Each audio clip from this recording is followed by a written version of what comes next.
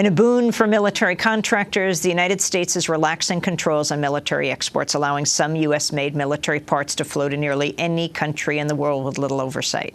ProPublica reports, beginning this week, thousands of parts for military aircraft can be sent freely around the world, even to some countries currently under UN arms embargoes. Previously, military firms had to register with the State Department and obtain a license for each export deal.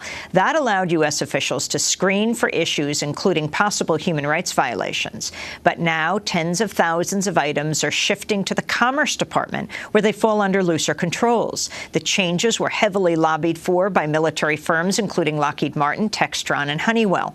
The U.S. already heavily dominates arms exports market. In 2011, the U.S. concluded $66 billion in arms sales agreements, which accounts for nearly 80% of the global market. To talk more about this, we're joined by Bill Hartung, Director of the Arms and Security Project at the Center for International Policy. Bill, we thank you very much for being with us. You've just completed a report on the Obama administration's loosening of controls over U.S. arms exports.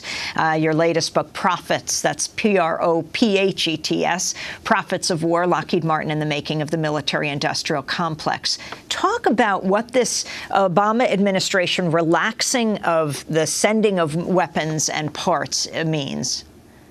Sure. Well, I think the amazing thing, which you mentioned, is that the United States already dominates the trade. It's not clear that they can make a lot more money here, but they're trying.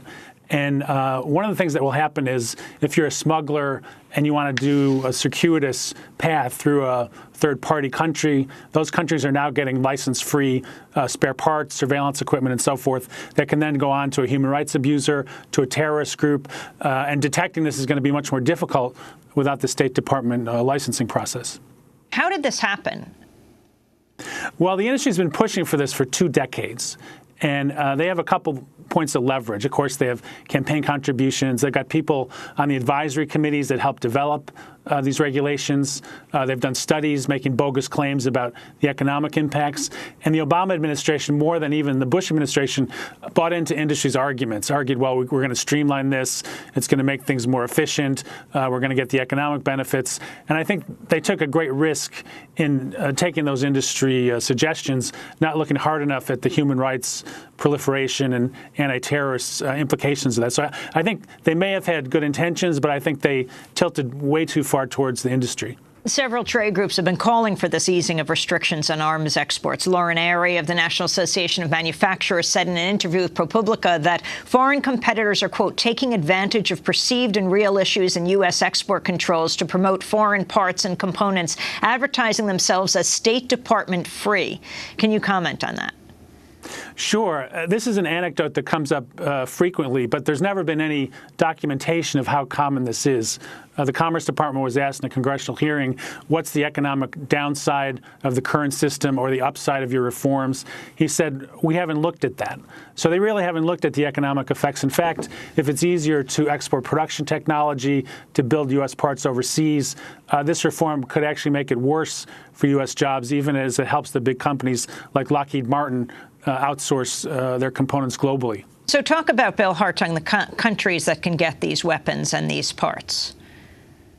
Well, the first round is NATO allies, but includes countries like Bulgaria, countries like Turkey, which have had bad records of keeping those parts within their countries, keeping them from being transshipped to destinations that the U.S. would not want to see them in, places like Democratic Republic of the Congo, Indonesia during its most repressive periods. Basically, almost anywhere in the world, it's now going to be much easier to do this kind of roundabout sale. But also, many parts are going to be license-free altogether.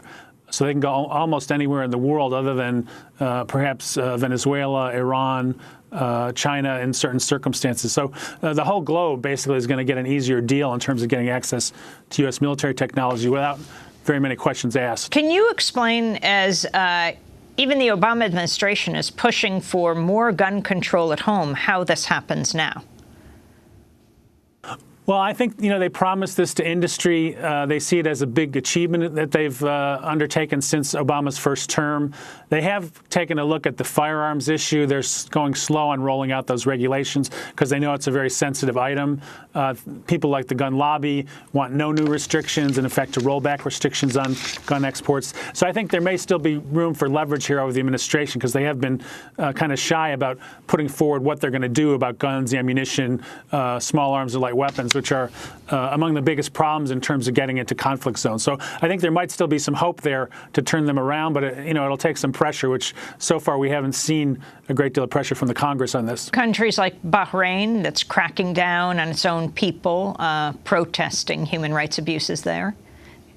Exactly. Bahrain will probably have an easier time getting U.S. weapons. Saudi Arabia has just gotten a $60 billion deal, the biggest in history, for attack helicopters, fighter planes, guns and ammunition, armored vehicles, and they've been helping Bahrain put down the democracy movement there, also obviously repressing their own people. So not only are the sales at record levels, but they're going to some of the most undemocratic countries in the world at a time when they're supposed to be, our policy should be to support democracy in the Persian Gulf and Middle East, not help the oppressors, as some of these sales will do. What should President Obama be doing differently, Bill Hartung?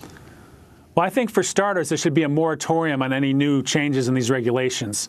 Let them see what the first round, what the impacts are, which I think they're going to see are going to be quite negative. Second of all, for things that have gone over to the Commerce Department, are not vetted by state, there should be new laws to say, well, Commerce has to use the same criteria as state in terms of vetting for human rights. I think also they should look at what the economic impacts are really going to be. Instead of making these claims about how it's going to be wonderful for U.S. jobs, really dig in and see how many jobs are going to be exported as a result of letting this technology flow more freely. I think if we could get them to do those three things, we could probably blunt the most negative consequences of these so-called reforms. What's the type of military equipment, including U.S. arms, most commonly used in human rights violations around the world? Well, there's things like tear gas. U.S. tear gas canisters showed up in Egypt, for example. There's things like automatic weapons. There's armored personnel carriers, and some of the conflicts, obviously, against internal adversaries. Very quickly, Bill, I'm going to interrupt just to get this last question. You just wrote a piece saying after the shutdown, don't exempt the Pentagon. We've got 15 seconds.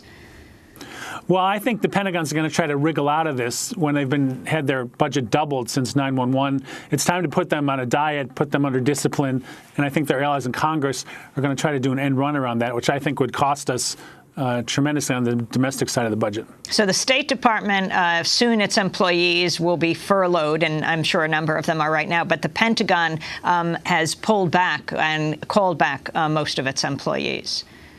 Exactly. They're already kind of on the verge of getting special treatment. We have to make sure they don't jack up their budget, which in recent years has been at the highest levels since World War II.